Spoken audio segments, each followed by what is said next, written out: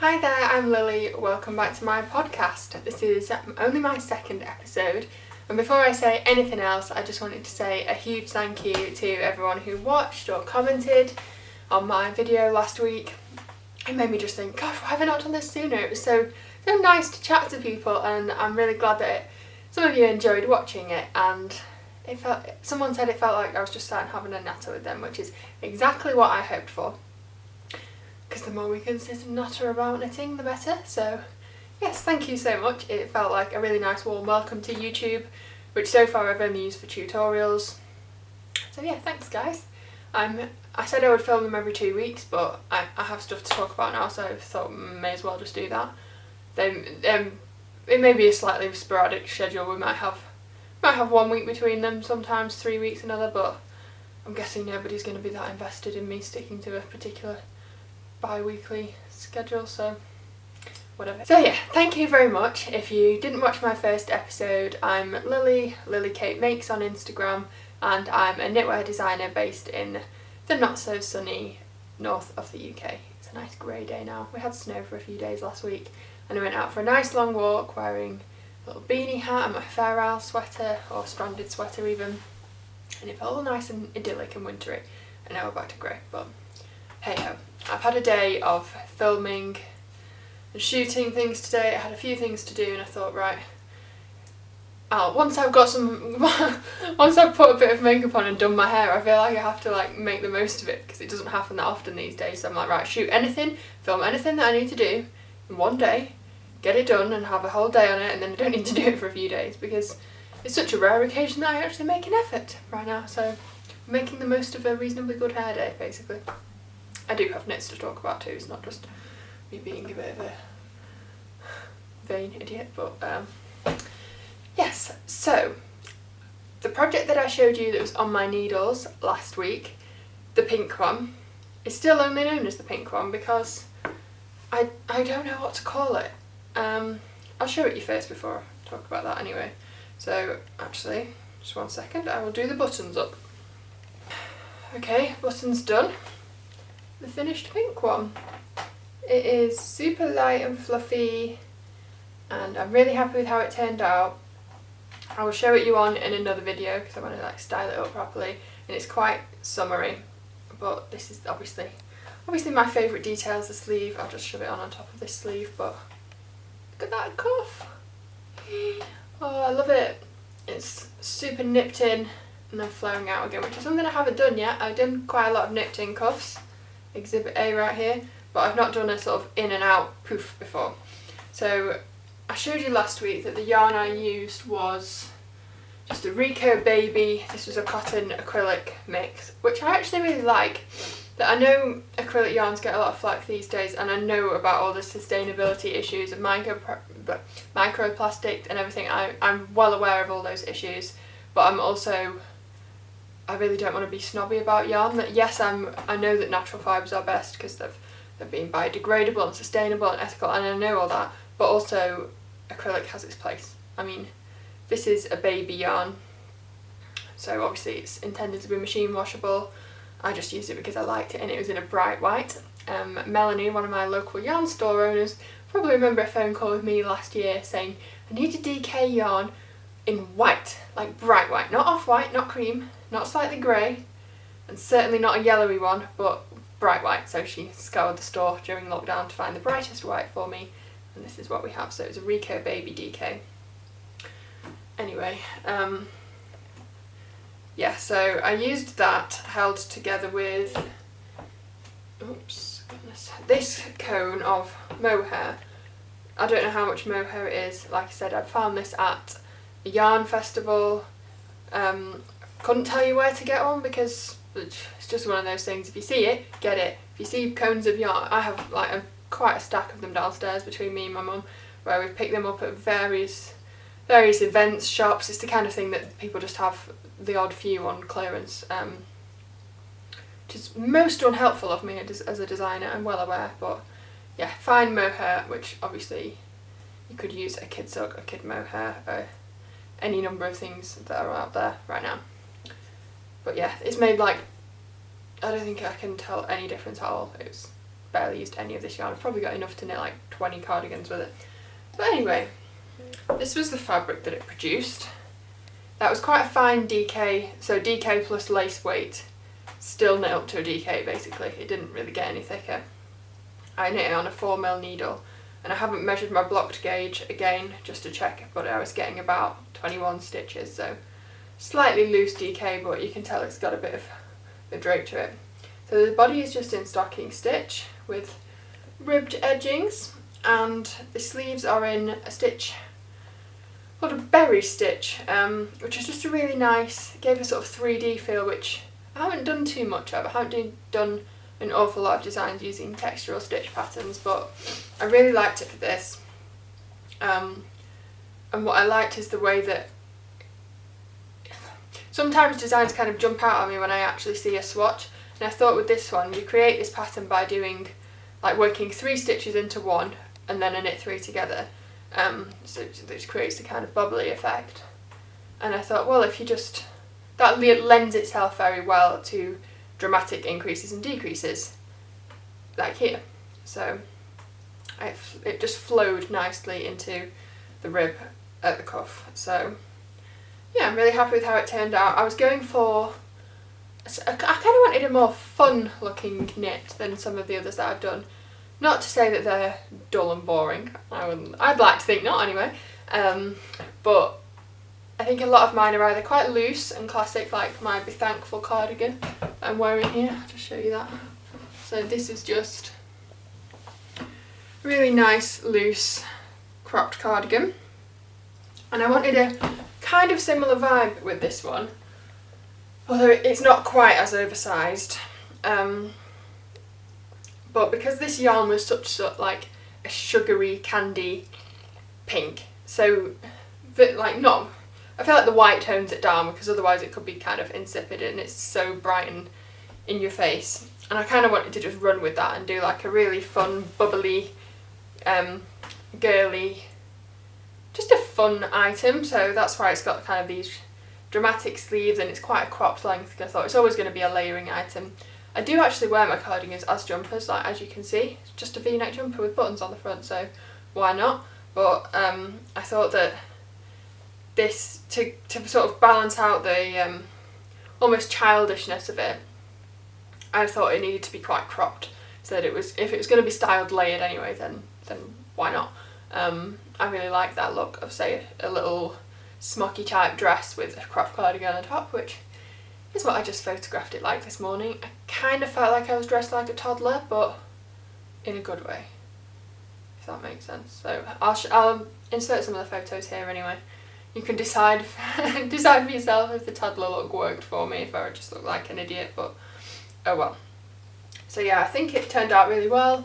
It was as I hoped. I'd be really interested to see it in a darker yarn, because I feel like that sleeve could look quite elegant. I mean, this isn't the most elegant of colours, but you imagine it in a dark blue with a navy silk or something, so that it had a much more refined kind of image, and I think that could be really nice. So I definitely, now that I've started using, this was the first pattern that I'd actually done using a strand of a plain yarn held together with a strand of mohair, which I know is like the thing at the minute and has been for a few years. I'm super late to the party with that one, but I feel like it could get really addictive. You just want to put it with everything. And I think this works with it being marled. I mean, it would be nice in a solid colour, but I think that's a definite element of the design, that this marled texture. Shall I hold it a bit closer? So we have the difference between the stocking stitch here and this bobbly texture on the sleeves. So I think that just works really well in this marled, slightly fluffy kind of fabric. So one of my tasks for next week is to write up and grade this one, which I probably will do a couple of length options, because I know that the cropped look isn't for everyone. Although it's probably worth me saying, I have mentioned this on Instagram before, the length that something looks on me will not be the length it looks on most people. I'm 5'10" and a half, measured myself again, and not just for the sake of it. My brother was measuring himself and I was thought, you know, let's see if I've grown. I have not grown. Yeah, I'm 5'10.5" or 179 centimetres, so fairly tall, but I just have a really, really long torso. Like from my bust to my waist is super long. So things look quite cropped on me because if I modify them to be too much longer than I intend the sample to be, then it becomes really difficult for calculating the yarn amounts and things like that if I've already made a modified version. Especially with cardigans where you have buttonholes to consider. So I just made the regular length version, but I will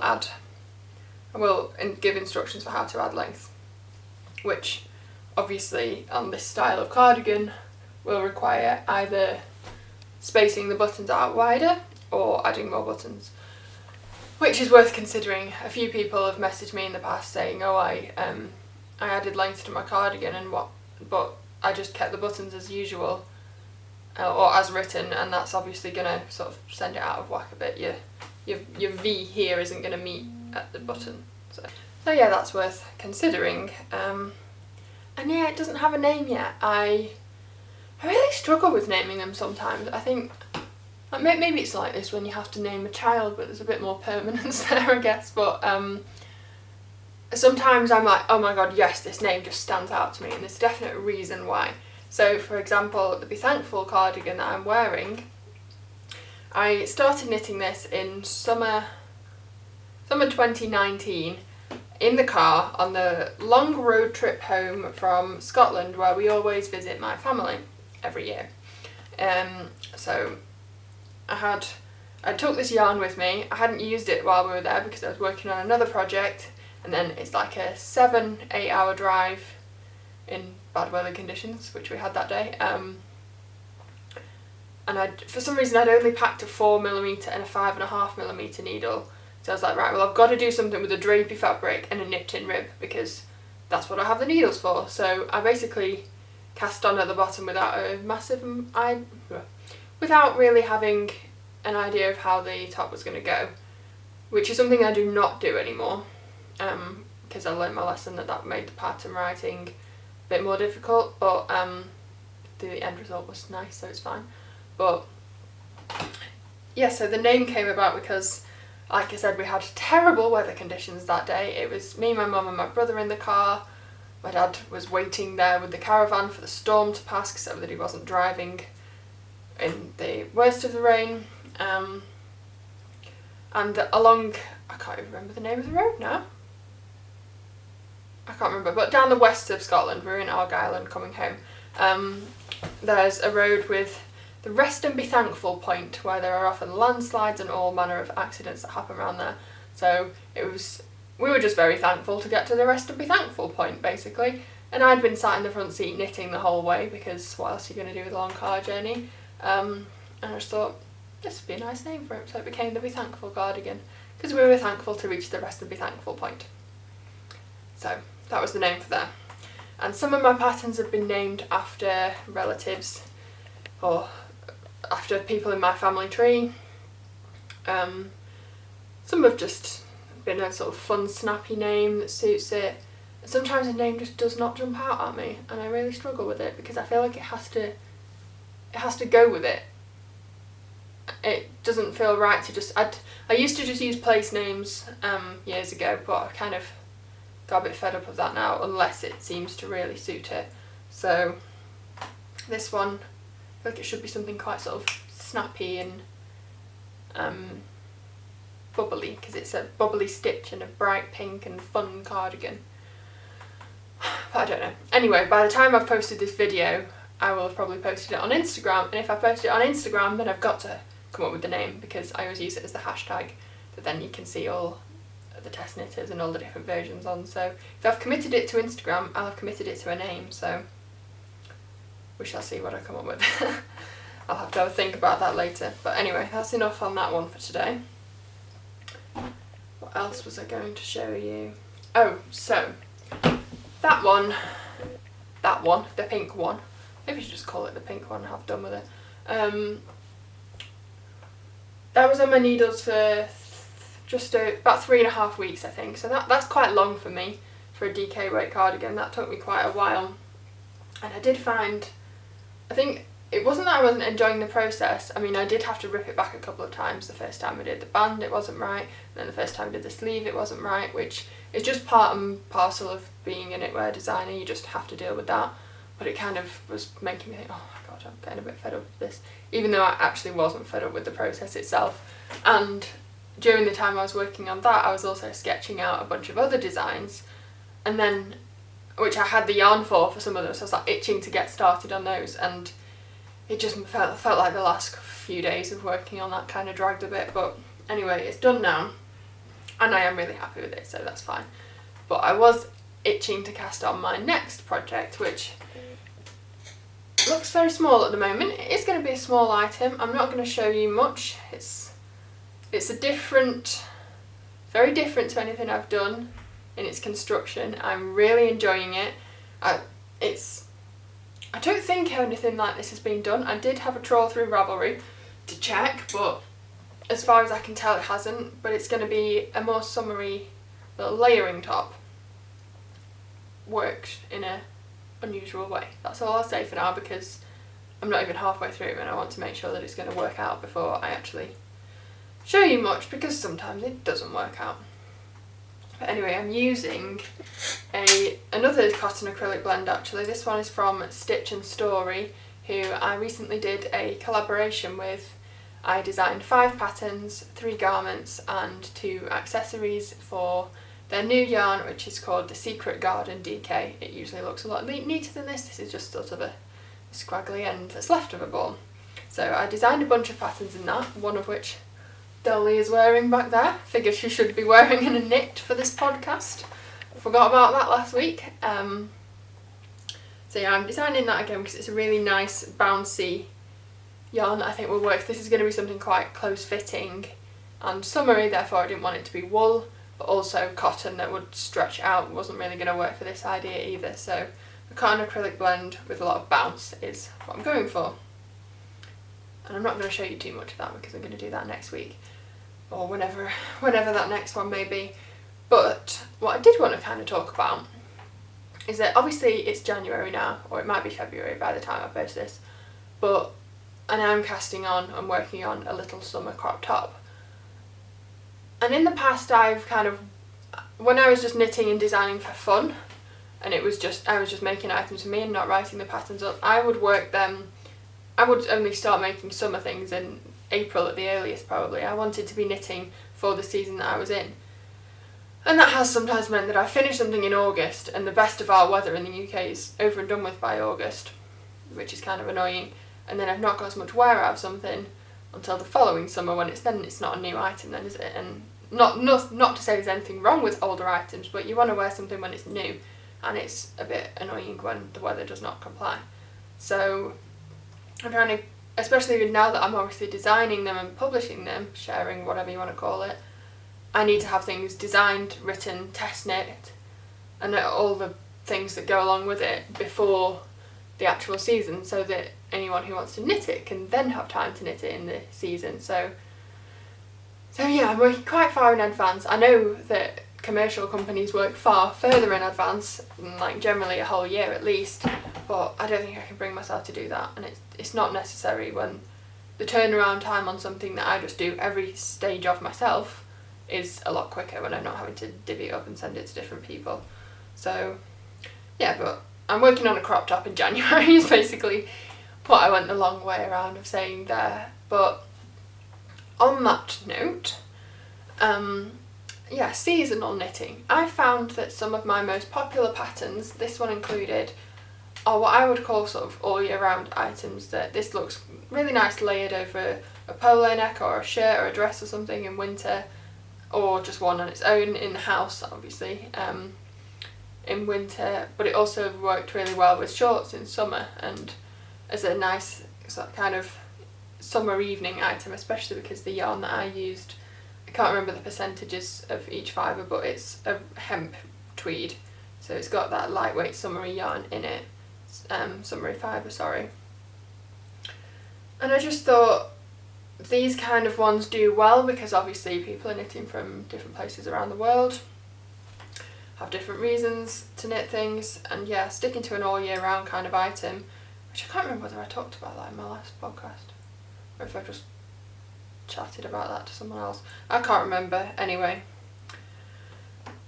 But then I also do want to do some really fun little summery things, because I think generally they're such quicker projects than a big winter jumper that it would be a waste not to, really. And I think the main thing that I need to do is make summer projects that work well as layers too.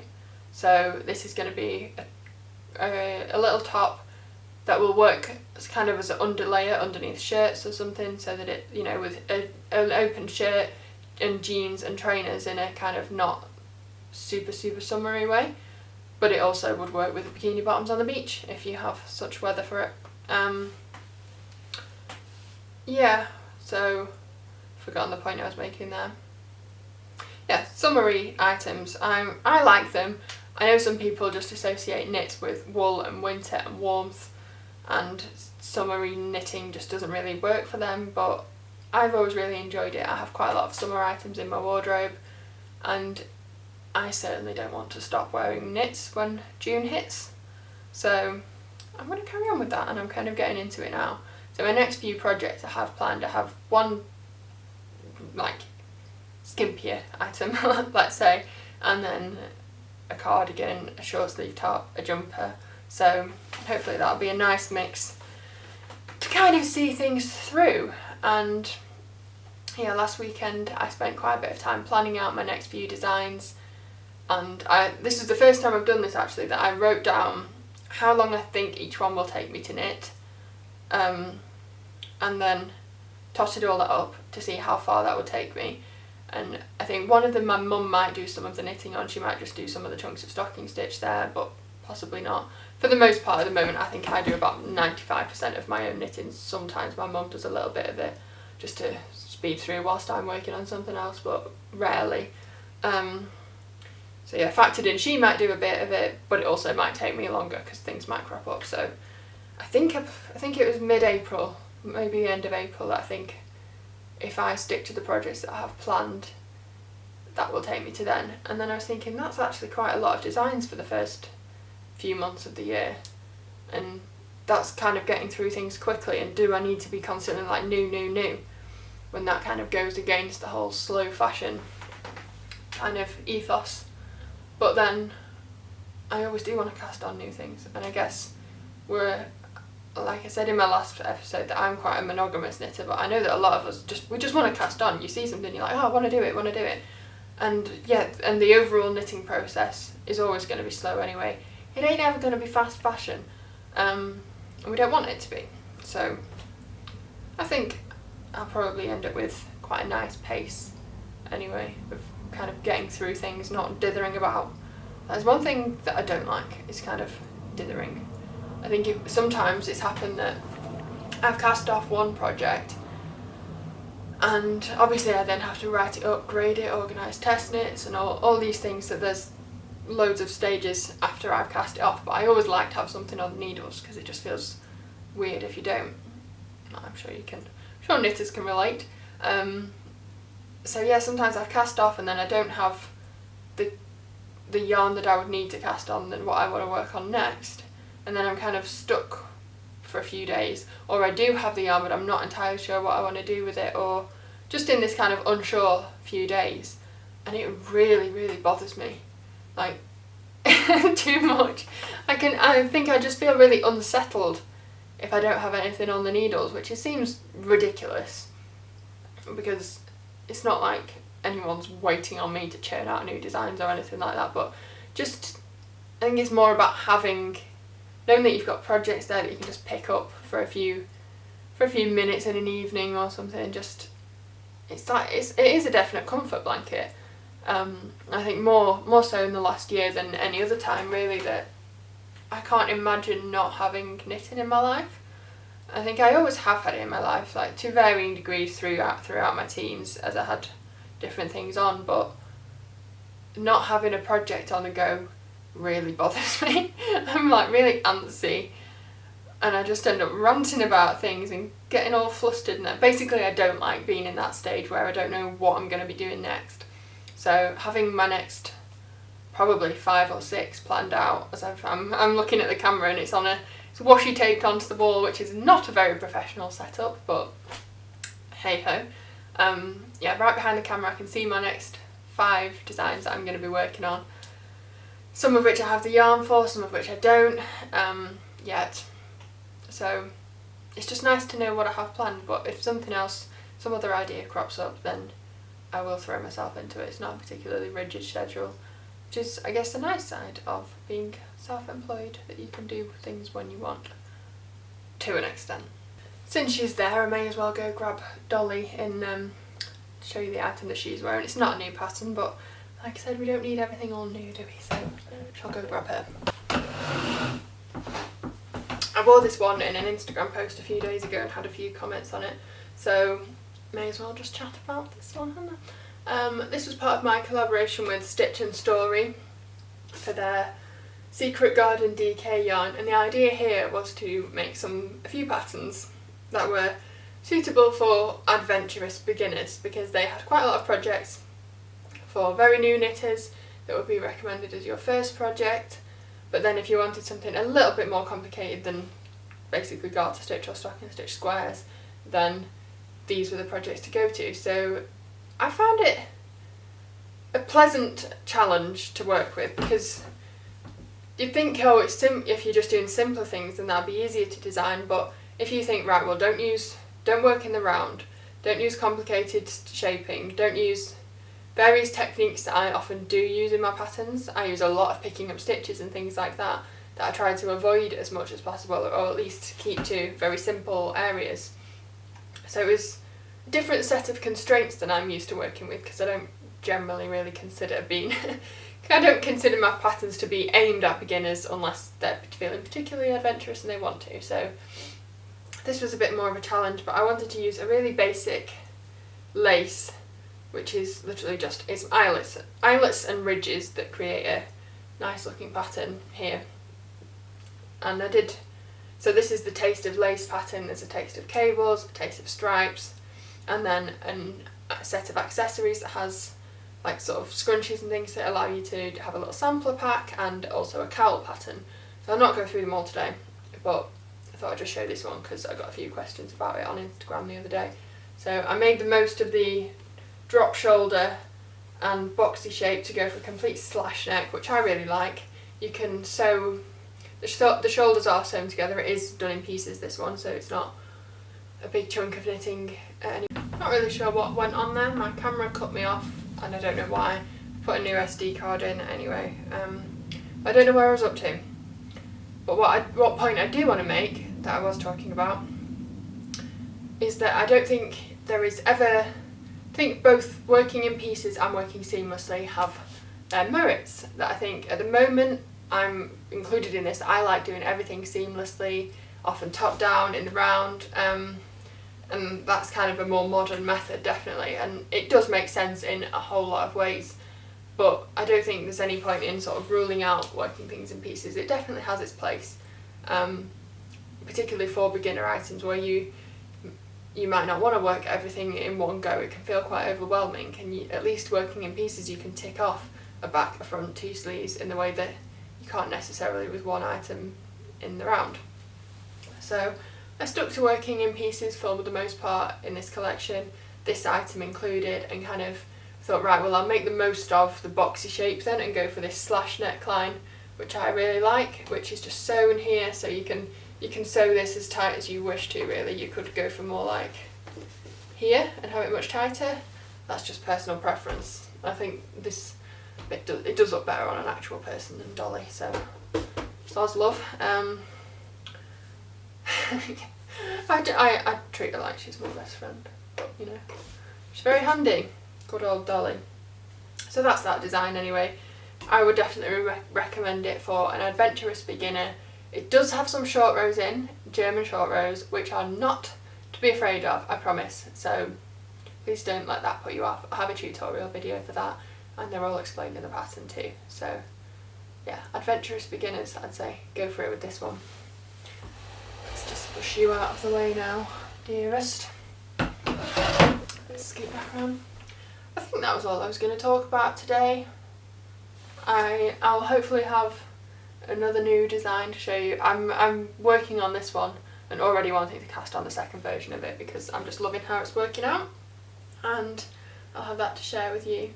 So yeah, thank you very much for watching again, and for all your lovely comments on my first video. It was so encouraging to get such a warm welcome, and I'm really enjoying YouTube, so I can't wait to film another one. Thanks for watching.